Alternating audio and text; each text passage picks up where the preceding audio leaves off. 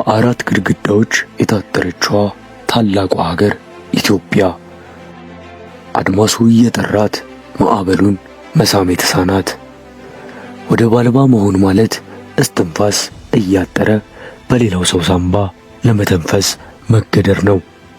የወደብ እጦት የኢኮኖሚያችን ማነቆ የልማታችንም ሰንሰለት ነው።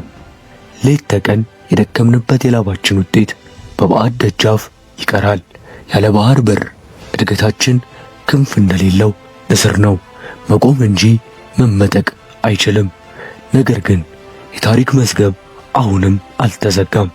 ቀይ ባህር የኢትዮጵያ ተፈጥሯዊ ትንፋሽ ነው። ወደ ባህር በራችን መመለስ ምርጫ አይደለም፣ የሉዓላዊነት ጥያቄ፣ የህልውና ግዴታ እንጂ።